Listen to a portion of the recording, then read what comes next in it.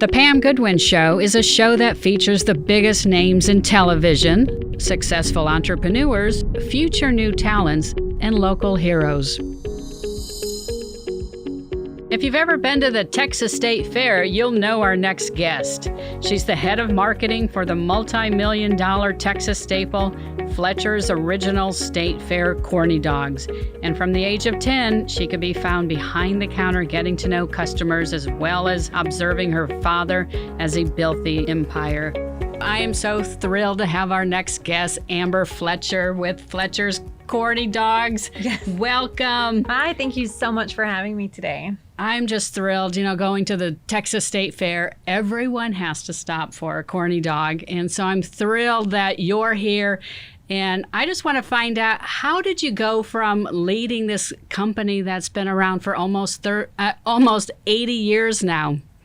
Well, it's definitely a team effort. It is a family business. And so there's about 15 Fletchers that do come and work the stands and the events, while there's about a core 4 of us. My mother, my brother, my cousin, and I, we all run it, own it, operate it. But then there's a lot of children and grandchildren, nieces and nephews that all participate in the events. But 80 years, that is a long time. And I think it's just really that we are so passionate about what we do, and we just have the best fans. So I think that was just a winning recipe for us. I know when you go to the Texas State Fair, I read one of your fun facts that what you typically sell more than 500,000 in those 24 days at the Texas State Fair. That is an average. And we also do about 1,500 gallons of mustard. Oh. And then 800 gallons of ketchup. So that settles the debate of which one is more famous. Well, it's mustard. So we sell a lot more mustard. I know. I think I always have to put both on there. So. Oh, do you? I do. I'm strictly mustard, but I was raised that way. There was no choice for me. I'm going to have to just try it with mustard.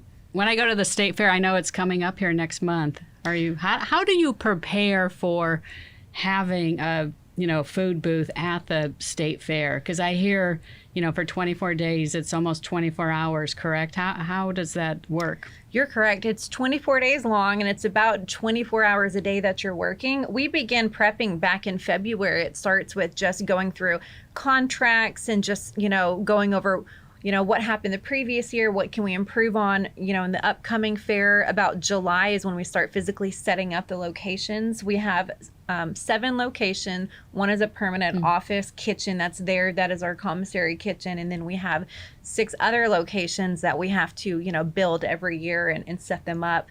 The process takes about 6 to 8 weeks for all of that to happen. And it's usually, of course, it's scorching hot in Texas. You're on hot pavement. There's nothing out there, but just everyone's working. But there's so much time and thought and planning and prepping in 24 days to put out 500,000 corny dogs. I mean, it really does take a lot of just calculations and just perfect timing to make it happen. And as soon as the first day comes, it's almost like this dance that has started, and it's just a ball rolling at that point. But it takes so much going into it. And I think that's how it's successful, is that it really takes about 8 months of planning. Wow, that's great. And it's your grandfather who started it? Yeah, so it's my grandfather. His name was Neil Fletcher, and he started it in 1942. He was a 6th-generation showman. He was vaudeville. Vaudeville was coming to an end, and he was kind of debating on what his next steps in life would be when he had the opportunity for a food booth, not being a cook, being an entertainer. I guess he just, came up with several ideas until he landed on the corny dog. And ultimately, he ran that company until 1988, until his passing.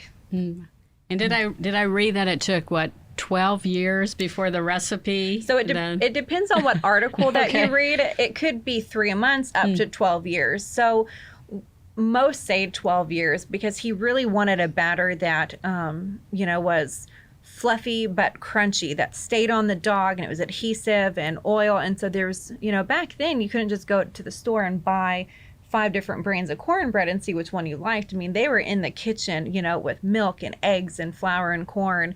And knowing my granddad, it probably took him about 12 years. So, but yeah, it took a while, but then once we settled on it, we have not changed.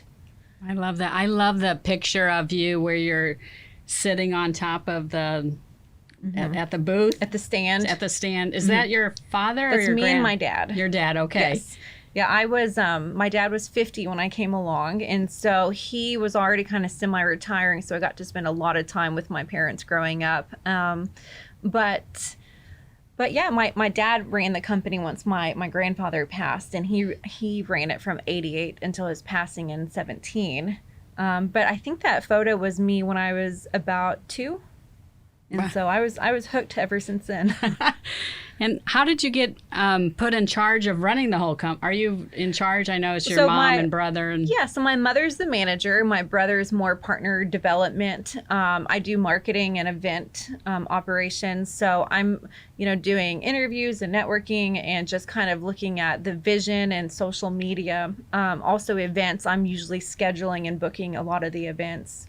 And then my cousin, he does a lot with the fair and maintenance and things. But it really takes all of us to run this the way that we do. There's not one person that could. But we each love the role that we do. And so that's really special for us. That's great. And I see that you're really expanding it and being, innovative. If you want to tell our, viewers, you're doing food trucks and you're out there. I saw you were at one of the chicken restaurants, the fast Golden food, Chick. Golden Chick, and now you can actually buy the Corny dogs nationwide. Correct. So every generation has done kind of their own thing. My grandfather, he did. He had his Corny dogs in some local movie theaters in Dallas. He had a drive-through from 1960 to 63. But he really, at that point in his life, just wanted to play golf and fish. And so he didn't want to be too committed to anything other than the fair. And then when my dad and my mother took more of the ownership role, they expanded and did franchises. They ended up having 52 franchises in Texas, Oklahoma, and Arizona in the 80s and 90s. And then towards the beginning of the 90s, oil crisis, perhaps growing, too fast, they ended up reducing that size and ultimately ended up filing Chapter 11 bankruptcy in the early 90s, which was a huge thing for the company, which I like to talk about as well because it didn't stop us. We still are, we're stronger now than we ever have been. And we're a company that's been through war and death and illnesses and Chapter 11 bankruptcy. But my parents did a lot of the franchises and they did a lot of local events. And now with my brother and I, we just wanted to maintain what's so special and unique about Fletcher's, just that nostalgia and that good product and family memories, but expanded. You don't have to go to the fair to get it because for so long, it was mostly at the fair or a few other local events. Until 2019, my brother and I got 2 food trucks. Started taking them to festivals and events, and then we started getting catering requests. And we cater more weddings than anything. And I think how special is that? You do? That people want you for their wedding. The most special day of their life, and they want Fletcher's Corny dogs. And so we do a lot of late night snacks. But my brother and I wanted to just really grow the company slowly and in a way that's respectful to our, heritage and the past, but also bringing it to the new generation and all the new people moving to Texas or that just haven't heard of a Fletcher's Corny dog. So food trucks and catering, and we started doing delivery because not everyone wanted the big food truck or they couldn't meet the minimums. And the gold belly is a really interesting thing because years ago I made just a statement that I wanted Fletcher's to be a national product. And I didn't know what it meant or what it looked like at the time. And then lo and behold, we get contacted by Goldbelly that asks us to be on their e-commerce platform. And so now we are shipping nationwide to all 50 states. Wow. We've shipped to, I believe, 32 out of 50 states. And we're working on the other states. So who are some of those states? Let's get them out there to start ordering. So we have a lot. Well, I'll tell you, one of our biggest states that orders from us that is, I think is California. Is one of our biggest states. We also get a lot of orders from Pennsylvania and New York, which I just think is fascinating. Like, who do we know that lived here and I guess they moved to New York and they still miss us and they want to order the product? But some of this, obviously, Hawaii has not ordered from us, and we're waiting for someone from Hawaii. Okay. We haven't gotten anyone from Arizona, so I'm waiting for an Arizona order. Okay. But it's just been so great to see the company grow in ways that we didn't know what it looked like at the time.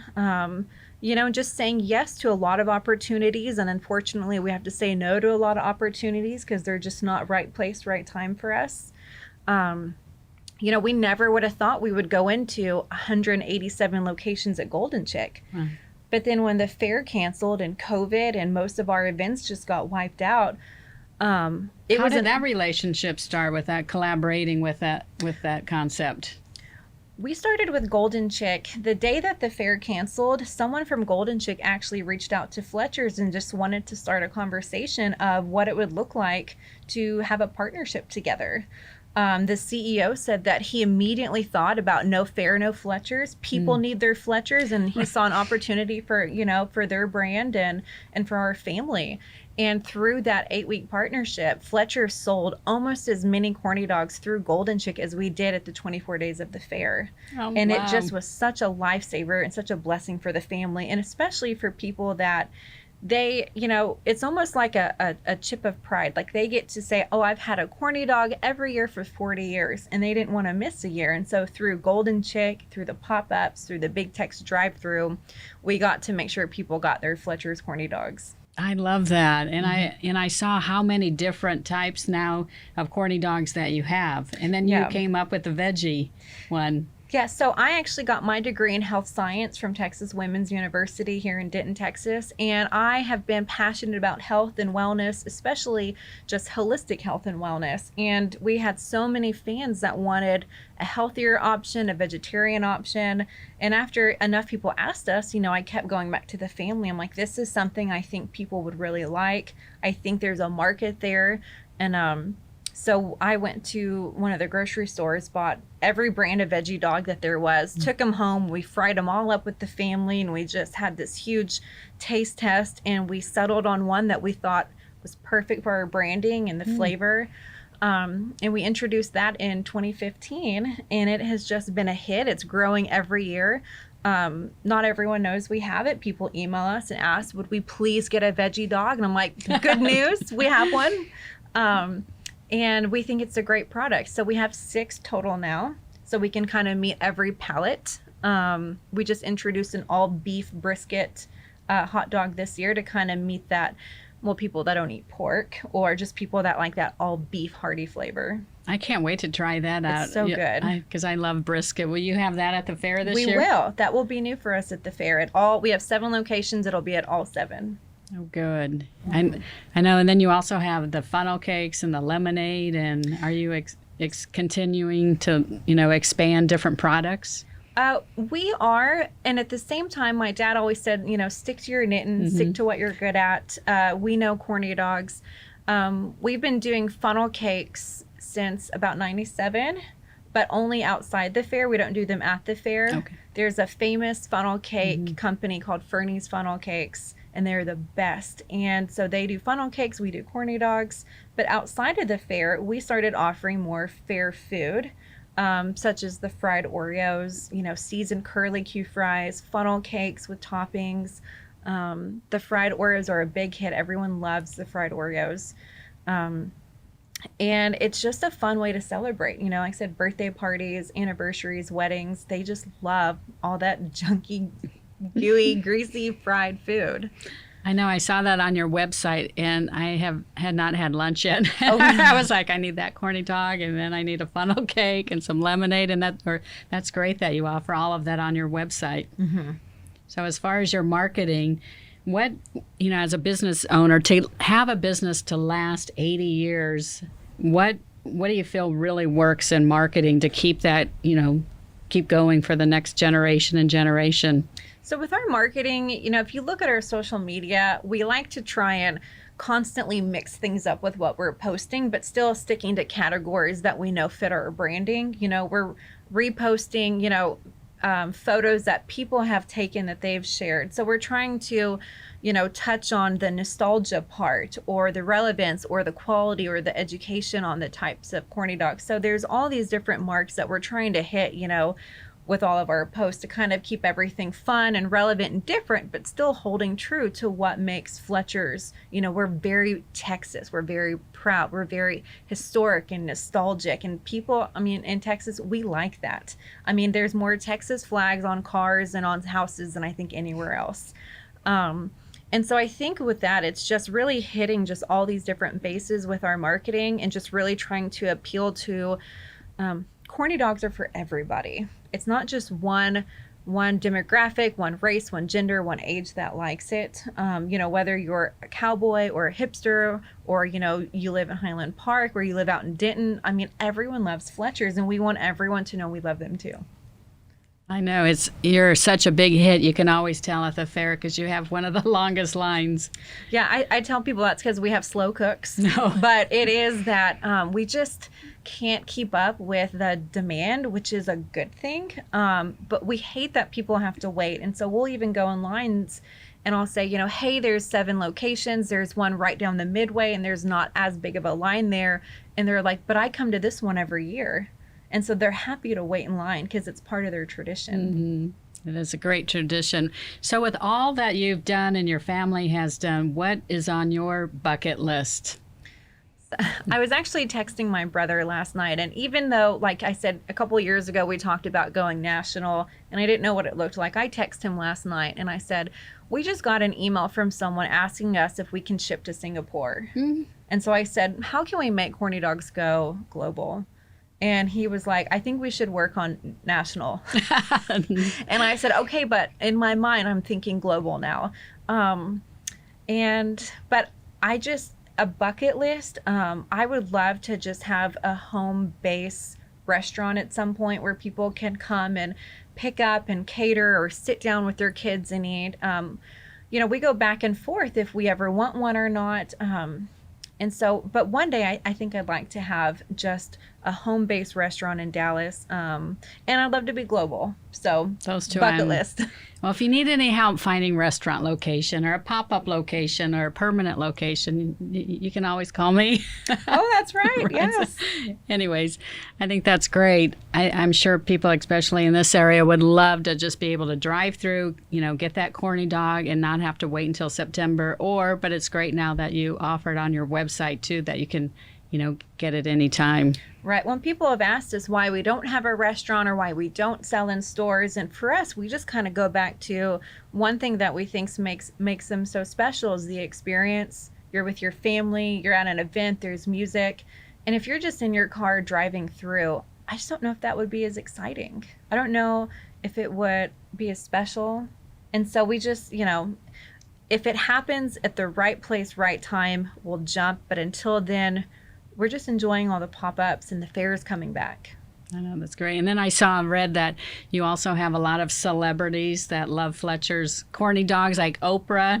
Did she? So she came to the State Fair of Texas in 2009. Her and Gail were on some kind of little trip that they did, and it was just amazing. The fair was packed, and they, had it kind of fenced off so that nobody could get too close to her. But you just felt this presence as she walked down the line, and she came up to the stand, and she ordered like 3 corny dogs, and she's sitting there talking. I have this great picture of my mother and her, and they're talking. My mom just smiling and beaming, talking to Oprah, and she talked mostly with my dad, my mom, and my uncle. All of us kids were kind of in the back, and but that was pretty amazing. And my dad said that she ate like 2, and then she took like a bag home. And so I think she liked them.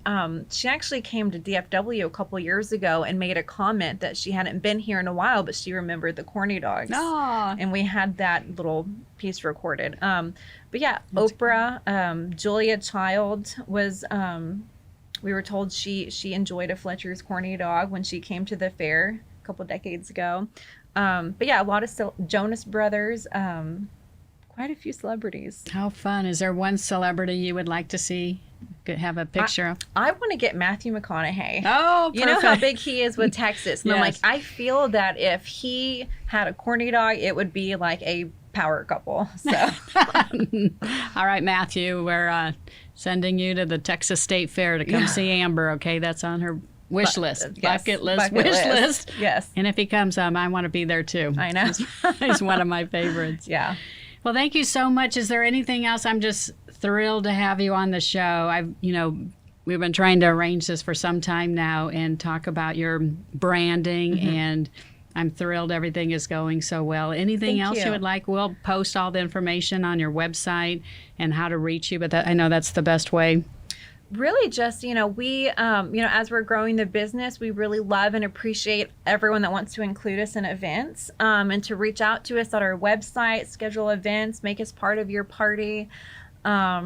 And that we're just so grateful. I mean, the last 2 years with COVID and all the challenges, our customers have really saved us, because it was an item that they still wanted, they demanded, they had to have. And we employ dozens of people, and it saved us, it saved our employees. And so we're so grateful for everybody that has eaten a Corny dog the last 80 years, but really in the last 2 years as well. Great. Well, thanks again, Amber. I really appreciate it. Thank you so much. Thank you.